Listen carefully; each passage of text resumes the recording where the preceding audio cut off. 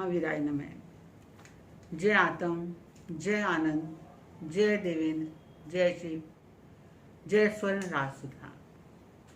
स्वाध्याय शाला में आज आपका हार्दिक स्वागत है।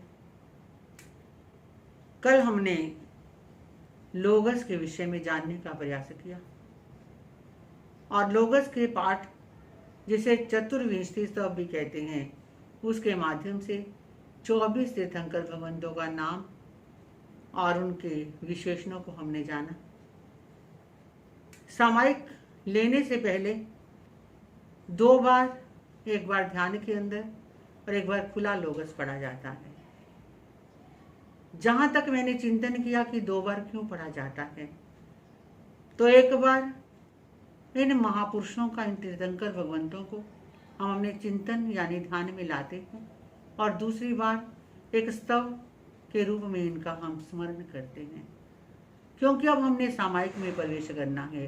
अब हमने समता की साधना करनी है, तो उसके लिए हमें समता के साधक जो हमारे तीर्थंकर भगवंत हैं और जिन्होंने अरिहंत दशा को प्राप्त किया है, जो हमारा भी लक्ष्य है, इसीलिए सामायिक से पहले 2 बार हम लोगस के पाठ से इन तीर्थंकर भगवंतों का स्मरण करते हैं। तो चलिए चलते हैं अब सामायिक की तरफ। सामायिक जो एक आत्म अनुष्ठान है, सामायिक जो हमारी साधना है, और ये सामायिक जो साधु साध्वी और श्रावक श्राविका सभी करते हैं। साधु साध्वी की जो सामायिक है वो याव जीवन के लिए होती है और 3 करण और 3 योग से होती है। श्रावक श्राविका की जो सामायिक है वो इतवरिक यानी थोड़े समय के लिए, इतवरिक यानी थोड़े समय के लिए, और 2 करण और 3 योग से होती है। तो ये सामायिक की कैटेगरी है कि सामायिक एक याव जीवन की और एक इतवरिक सामायिक होती है। अब सामायिक कहती किसे हैं? सम जमा आय, यानी समता की जिससे आमदनी हो, ऐसी साधना को सामायिक कहा जाता है। समता यानी समभाव में रहना।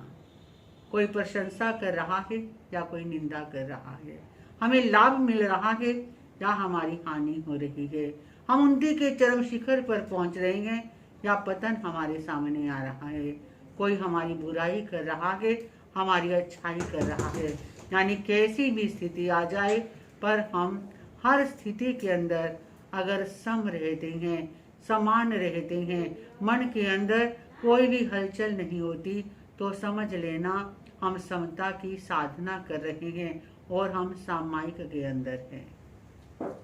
वैसे सामायिक एक श्रावक श्राविकाओं के लिए कम से कम 48 मिनट यानी एक मुहूर्त की कही गई है।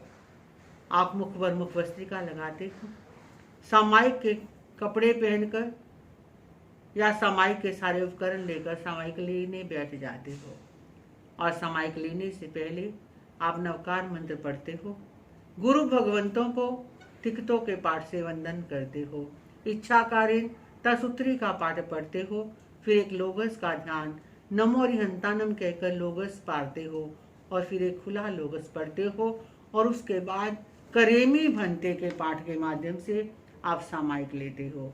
तो ये करेमी भंते का पाठ क्या है, इसके अर्थ आपको समझाने का प्रयास करती हूँ। करेमी भंते, करेमी का मतलब मैं करता हूँ, भंते हे भगवान मैं करता हूँ। क्या करता हूँ? सामायम, मैं सामायिक करता हूँ। और सामायिक मैं किस ढंग से करता हूँ? सावज्जम जोगम पचखामी, मैं सावज्जम, सावध्य यानी पापकारी क्रियाओं का, हमारे 18 पाप हैं, यानी 18 पाप से जो क्रियाएं हमें लगती हैं, उन 18 पाप क्रियाओं का जोगम, सभी ऐसी क्रियाओं का मैं क्या करता हूँ? पचखामी, मैं उसका प्रत्याख्यान करता हूँ यानी उन्हें त्यागता हूँ। कब तक? जाव नियम, जाव नियम का मतलब है यानी जब तक, अगर आप एक सामायिक लेते हो तो आप बोलते हो जाव नियम मुहूर्त 1, 2 लेते हो तो जाव नियम मुहूर्त 2, तो तब तक, जब तक मैं सामायिक के अंदर हूँ तब तक मैं समस्त सावध्य क्रियाओं यानी पापकारी क्रियाओं का प्रत्याख्यान करता हूँ। पज्जु वासामी और धर्म की आराधना करता हूँ। कैसे? दुविहम तिविहीनम ना करेमी ना करवेमी मनसा वैसा कैसा, यानी 2 करण और 3 योग से। क्योंकि साधु की जो सामायिक है वो 3 करण और 3 योग से होती है। साधु ना सावध्य व्यापार करते हैं, ना करवाते हैं, ना करते को अच्छा समझते हैं। लेकिन जहाँ श्रावक का अधिकार आता है वहाँ दुविहम तिविहीनम शब्द आया है कि एक श्रावक और श्राविका ना करते हैं और ना करवाते हैं। तिविहीनम का मतलब है मन, वचन और काया से। तस भन्ते परिकमामी निंदामी गरिहामी अपाणं वो सरामी। तस का मतलब है कि अतीत काल में मेरे से जो भी पाप हुए हैं, हे बनते, हे भगवान, परिकमामी, मैं उन पापों से पीछे लौटता हूँ। निंदामी गरिहामी, 2 शब्द आए, निंदामी और गरिहामी। बाहर से देखा जाए तो दोनों शब्द एक जैसे लगते हैं, पर निंदामी का मतलब है एकांत रूप में जाकर अपने पापों का अवलोकन करते हुए उनका पश्चाताप करना, यानी एकांत स्थान पे खुद ही अपने पापों की आलोचना करना, ये निंदामी है। और गरिहामी यानी सार्वजनिक रूप से बहुत से लोगों के बीच अपने दोषों को प्रकट करना और फिर उनका पश्चाताप करना, ये गरिहामी है। तो निंदामी गरिहामी अपाणं वो सरामी, अपनी आत्मा से मैं ये सब करता हूँ और जो अकरणीय कार्य है उनको वो सराहता हूँ। ये करेवी बनते का पाठ सामायिक का पाठ है। इस पाठ के अंदर सामायिक में प्रविष्ट होने की प्रतिज्ञा और पापकारी व्यापारों का त्याग करने का एक संकल्प लिया जाता है। ये सामायिक लेकर हम बैठ जाते हैं और फिर जब 48 मिनट होते हैं या जब हमने 2 सामायिकें ली हैं तो वो समय अवधि पूर्ण होती है तो हम सामायिक पारते हैं। और आप जानते हो कि पारते हम कौन से पाठ से हैं? 9वां सामायिक व्रत के विषय जे कोई अतिचार लगा हो तो मैं लूँ। तो शब्द आया 9वां सामायिक व्रत। तो 9वां सामायिक व्रत क्यों कहा गया? क्योंकि श्रावक के 12 व्रत होते हैं और उसमें 9वां जो व्रत है वो सामायिक व्रत है, इसलिए आया 9वां सामायिक व्रत के विषय। जे कोई अतिचार लगा हो। अब अतिचार क्या होते हैं?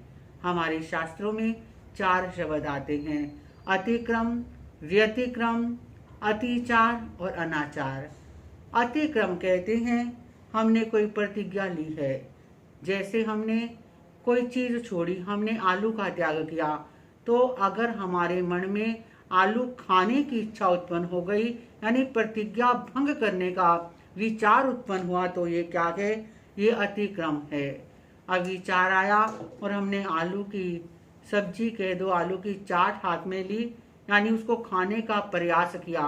खाने का प्रयास करना यानी प्रतिज्ञा भंग करने का प्रयास करना, ये व्यतिक्रम है। और फिर वो चाट जो हाथ में है उसको हमने थोड़ा सा चखा, वो क्या है? वो अतिक्रम है, यानी किंचित दोष सेवन कर लिया। फिर लास्ट है अनाचार, यानी पूरी वो जो प्लेट चाट की थी वो हमने खा ली, तो वो पूर्ण रूप से हमने अपने व्रत को खंडित किया, वो अनाचार होता है। तो यहाँ कहा कि 9वां सामायिक व्रत के विषय जे कोई अतिचार लगा हो, यानी किंचित दोष का अगर मैंने सेवन किया हो तो आलऊ। मन वचन काया का खोटा योग, खोटा होता है गलत, खोटा योग पर वर्ताया हो, सामायिक में समता ना की हो, यानी सामायिक लेकर बैठ गए, अगर कोई मच्छर आ गया या कोई चींटी आ गई या कोई भी बाहरी ऐसा वातावरण बन गया तो उस समय समता ना रखी हो, बिना फूगी पारी हो, यानी अभी सामायिक का समय 48 मिनट पूरा नहीं हुआ और उससे पहले ही सामायिक पार ली हो, 10 मन के, 10 वचन के और 12 काया के। अब हम देखेंगे कि 10 मन के, 10 वचन के और 12 काया के कौन से दोष सामायिक में हमें लगते हैं।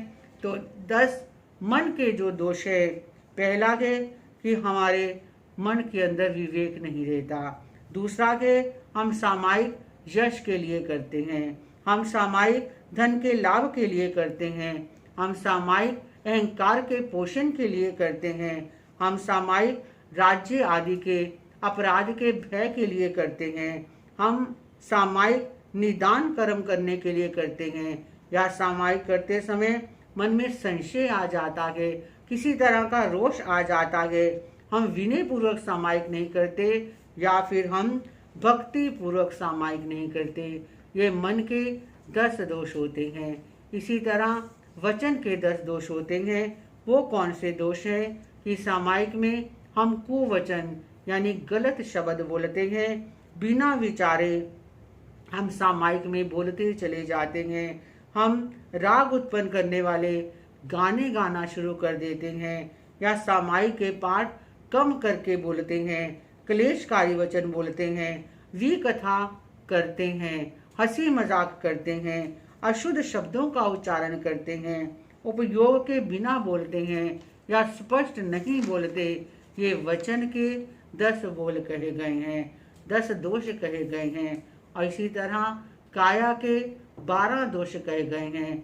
वो कौन से दोष हैं? हम पांव पर पांव रखकर, यानी सामायिक में हम टांग के ऊपर टांग चढ़ाकर अभिमान से अगर बैठे, स्थिर आसन ना रहे, हम आसन बार बार बदलते रहे, दृष्टि को स्थिर ना रखें और शरीर से हम सवध्यकारी क्रियाएं करें, यानी सामायिक लेकर बैठ गए पर पूरे घर की रखवाली भी साथ कर रहे हैं कि कहाँ क्या हो रहा है या कोई क्या कर रहा है।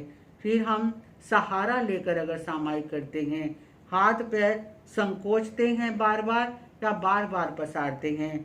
सामायिक में अगर हम अपने अंग मरोड़ते हैं, सामायिक में अगर हम हाथ पैर का, जिसको कड़ाका बोलते हैं, बार बार वो कड़ाका निकालते हैं, अपने शरीर से मैल उतारते हैं, या शरीर में बिना पूंजे खाज करते हैं, या सामायिक में हम नींद लेते हैं, या सामायिक में हम अव्रती की सेवा करते हैं, या किसी अव्रती से अपनी सेवा करवाते हैं, तो ये सामायिक के 12 दोष हैं काया के। तो 10 मन के, 10 वचन के, 12 काया के, इन 32 दोषों में से कोई दोष लगा हो तो तस्मै छामि दुक्कडम, मैं उससे पीछे हटता हूँ। ये आपको सामायिक लेने और पारने का पाठ आपको बताने का प्रयास किया। अब कल नुमोथुनम का पाठ आएगा और उसको समझने का प्रयास करना।